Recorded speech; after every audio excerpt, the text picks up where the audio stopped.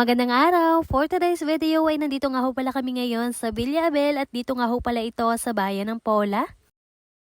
Hindi na nga ho pala kami nakauwi kahapon kaya naman ayan dito na kami natulog at talaga naman nga hong kaaga-agay panay ang chismisan ay talaga magigising ka nga ni sa ingay nila. Animo yung mga nakatambay sa tindahan at talaga naman nga hong walang ubos ang usapan nila. Diretsong bangon na din nga ho pala ako diyan at kako nga ho ay maganda na ang sikat ng araw at kako nga ho ay maganda-ganda ding maglakad-lakad sa may tabi ng dagat. Pero bago nga ho pala ako lumarga diyan ay di arit pinagtitiklop ko muna nga ho pala rin mga kumot na ginamit namin din at kako nga ho ay pagbalik ay di malinis na nga ni. Yung mga kasamahan ko nga ho pala din ay wala na at nagsipagbango na. Yung pala ay naando na rin sa may tabi ng dagat at yun nga daw ho sila makikibili ng isda dun sa bagong huli. Nagpalit na din lang muna ako diyan ng damit pagkatapos ko mag-imis-imis ay diyon diretso na din ako dito sa labas at kako nga ho ay pupuntahan ko na din muna lang sila. Sobrang ganda nga ho pala ngayon ang sikat ng araw at talaga naman nga ho nakaka-excite maglakad-lakad din lalo nga ho tanaw na tanaw yung tabi ng dagat. At ayun kako nga ho doon sa amin ay hindi naman ako makapaglakad-lakad. Paano man din naman nga ho minsan ay talagang tinatanghali na nga ni ng gising. Ewan ko nga nit bakit sobrang lamig din sa amin ay din naman nga ho sa Polay parang iba-iba. Ari nga ho at ako'y lumarga na at pagkarating ko man din naman nga ho din sa may gate. Aba naman ay narinig nga ni si inay nakayuk mudan hindi naman daw siya makakalakad ng malayo kaya din na lamang siya. Ay siya sa tunay naman nga ho ay malayo-layo din naman talaga yung napuntahan ni na ate. Ay doon na nga lamang daw nga ho siya at matanaw-tanaw na nga lamang daw. O diba ang ganda sana mag-jogging-jogging din ay kako nga ho ay saka na nga lang ako mag-jogging at tuon talaga naman nga hong mahirap din talaga mag-diet lalo na't masarap lagi ang ulam. Pagkarating ko nga ho pala din ayun tapos na sina ating bumili ng isda ay talaga naman nga hong sariwang-sariwa ay kakoy anong sarap nito kapag nga ni na prito. Pagkabili namin ayun diretso na din kaming balik. Kaso nga lamang ay may mga batang panay ang yakag din sa may dagat ay kako nga ho'y lumublob na laang at minsan din lang naman ito. Talaga naman nga hong hindi na rin nagpapigil at ayun nga at pagkatapos lumublob ng kaunting minuto ay diretso na din kami kaagad dito at kakoy magaluto pa nga ni. Dalawang luto nga ho pala yung gagawin namin dito at ayun magaprito na ako at maya-maya kako nga ho isisigang ko na nga lang yung sasabawan. Total naman ay nasa bayan pa rin sina ate at nabili ng ibang mga pansahog ay di kako nga ho ay asalang ko na rin para pagkarating nila ay di tapos na nga ho. Palibhasa ay laking bundok nga ho pala kami ay talaga naman nga ho hindi ko rin kilala ring mga isdang are kako nga ho ay talagang iilan din laang yung mga kilala at yung lagi nga naming inakain. Ay siya i-comment yun na nga lamang ho pala kung anong tawag din sa mga isdang are ay talaga naman nga hong lagi na nga laang tulingan, bangus o tilapia ang aming ulam ay di yun na nga laang din ang kilala. Pagkatapos nga ho pala na ring unang salang ay kaagad ko na ding sinalangan ng pangalawa ay kako nga ho kay aray habang hindi pa naman luto ito ay kako nga ho maggayat-gayat na din muna ng kamatis at kakoy masarap nga ni kapag asaw-saw ito. Fast forward eto naluto ko na din nga ho pala lahat. Hindi ko na nga lamang nabidyuhan itong niluto kong may sabaw at pagkayari ko dyan naghayin na ako para makakain na kami. Hindi ko na nga ho pala pinakaramihan yung may sabaw palibhasa nga ho ay talagang lagi nga ni kapag may prito ay yun pa ang mas mabilis maubos kaysa may sabaw kaya ito sakto lamang. Dahil meron pa din kami ditong bahaw at kagabi din lang naman nga ho ito ay pwede pa naman nga hong kainin kaya naman eto na nga lamang muna yung kinuha ko. Grabe talaga naman nga hong nakakatakam itong isda namin ngayon bukod nga ho sa sariwa na ay talaga naman nga hong malasa pala itong ganito. Sa tunay ay hindi lamang 2, 3, 4 yung nakuha kong isda talaga naman nga hong panay ang aking dunggit ay kako nga ho'y anong sarap lalo na kung papapakin. O siya hindi ko na nga ho pala na ipakita sa inyo yung aming pagkain at eto nandito na kami namamahinga sa may kubo ay husay nga ni ang chismisan yun pala naman nga ay may mga balak magsiligo din sa swimming pool. Total ay minsan din lang ito mangyari ay di ayun at kami nagsiliguan na nga ho pala dito yun nga laang ay hindi nakisama ang panahon umulan pa nga ni kahit kanina init na init naman.